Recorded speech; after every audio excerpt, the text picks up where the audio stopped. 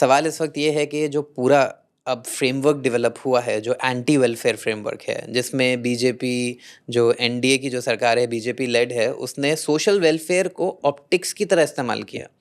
प्रधानमंत्री नरेंद्र मोदी एक स्पीच में बोलते हैं कि भाई रेवड़ी वाली पॉलिटिक्स के कंटेक्स्ट में, लेकिन साथ में हम ये भी देखते हैं कि वो भी लाभार्थी या फिर बहुत सारी जो ऐसी स्कीम्स हैं, लाभार्थी वर्ड यूज़ किया जाता है उसको मेन स्ट्रीम मीडिया में उसके कॉन्टेक्स्ट में, तो वो भी अनाज भी जा रहा है, कैश हैंडआउट्स भी हो रहे हैं, फ्रीबीज भी हो रहे हैं।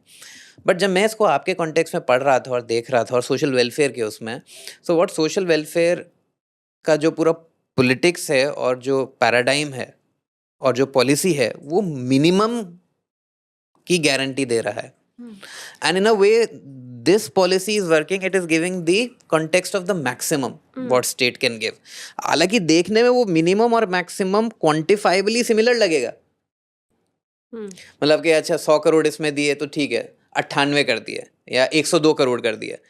सो जो परसेप्शन है पब्लिक के बीच में सोशल वेलफेयर का, वो इमेजिनेटिवली सिमिलर रहते हुए जो स्टेबिलिटी है वो मेंटेन, लेकिन ओवरऑल जो इकोनॉमिक स्ट्रक्चर है, जो फर्दर इनइक्वालिटी बढ़ेगी, जो जिसकी वजह से rich is getting richer and poor is getting poorer, वो कंप्लीटली डिफरेंट पॉलिटिक्स है या डिफरेंट इकोनॉमिक पॉलिसी है। एक न्यू लिबरलिज्म है, एक सोशलिस्ट पॉलिटिक्स है, लेकिन ओवरऑल दोनों लोग इस्तेमाल कर रहे हैं सोशल वेलफेयर स्कीम्स को। तो आप इस ऑप्टिक्स को किस तरह देखते हैं कि बीजेपी हैज़ नॉट कंप्लीटली, या this present government has not completely given up this idea of social welfare? It has just engineered it socially in a way that it leads to political advantage. So I don't know why the BJP does well etc. वो मेरा तो area नहीं है, पर जो उन्होंने इस book में भी अंत में थोड़ा सा कंपैरिजन है, जो पहले 10 साल थे यूपीए के 2004 से 14 और फिर पिछले 10 साल जो हैं 2014 से 24, और उसमें मैंने एक कंपैरिजन किया है क्योंकि अगेन अरविंद सुब्रमण्यम और उनके 2 को ऑथर्स हैं, विकास डिम्बले और तीसरे का नाम भूल गया। उन्होंने कहा कि मोदी का मॉडल है new welfare, he is called it new welfare, जिसमें वो उज्ज्वला, गैस सिलेंडर, टॉयलेट, आवास, इन सब चीज़ों को शामिल करते हैं। और तो उसको मुझे लगा कि वो दोनों अगर वो मान रहे हैं कि this is a new model, new welfare as oppose to old welfare, जो ओल्ड वेलफेयर में हम ट्रेडिशनली समझते हैं कि शिक्षा और स्वास्थ्य पे खर्च होगा और ये जो बाकी योजनाएं इस किताब में हैं उन पे खर्च होगा। तो जो यूपीए का दौर था उसमें मैंने कहा 2 एक्ट्स हैं, नेशनल फूड सिक्योरिटी एक्ट और नरेगा। इसमें 4 स्कीम और नरेगा 5वीं हो गई, और फिर उसके साथ सोशल सिक्योरिटी पेंशन्स जोड़ दी क्योंकि वो भी एक सेंट्रल स्कीम है जो इस ढांचे में फिट होती है।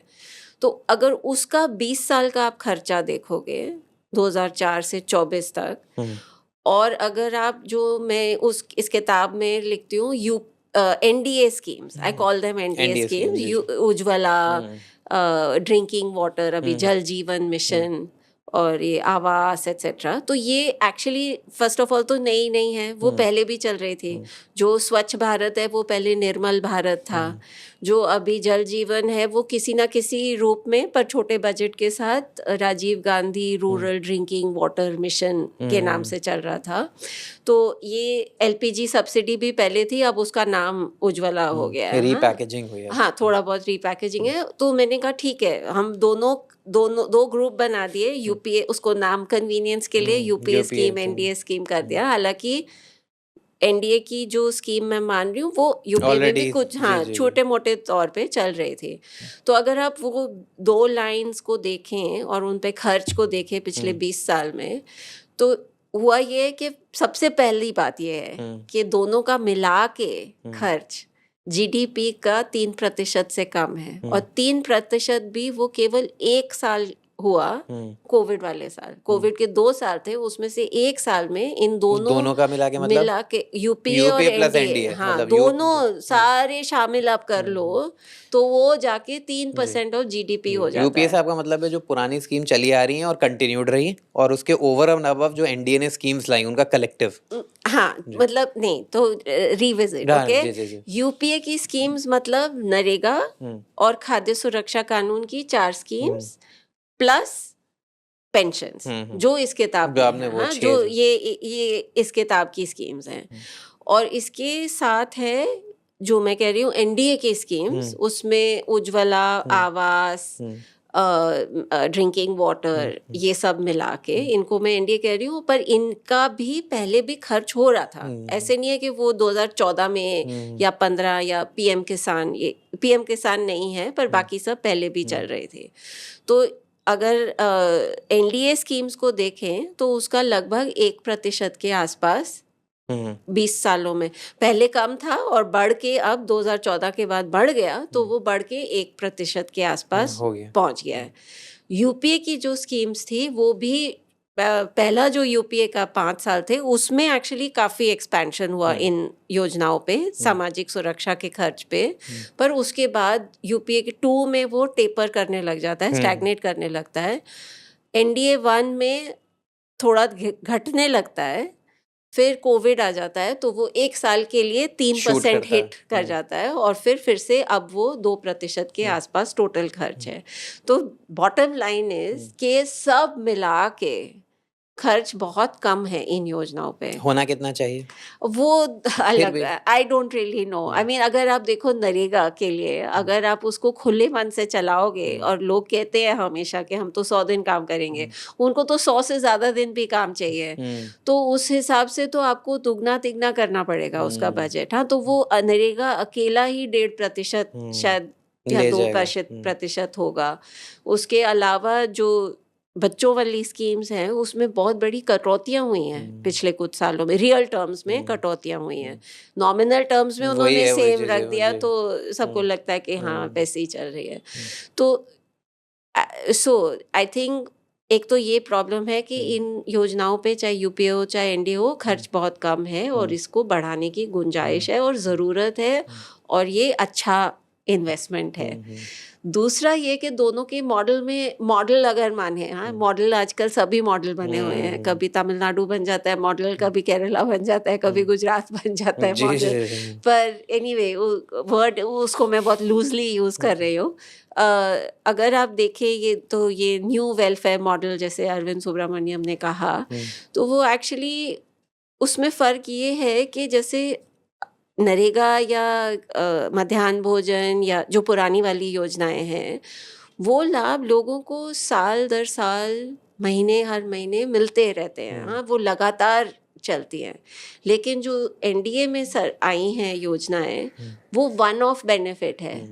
एक बार आपको जल जीवन मिशन का कनेक्शन मिल गया, हो गया, आपका पक्का घर बन गया, फिर आगे बढ़ो। हाँ, तो देयर इज अ सैचुरेशन, हाँ वो सैचुरेट हो जाती है, तो इसलिए उनको हर साल नया कुछ दिखाने, तभी कभी आयुष्मान भारत, कभी पीएम किसान, कभी जल जीवन मिशन, इसलिए भी उनको हर साल कुछ नया स्पिन आउट करने की जरूरत पड़ती है।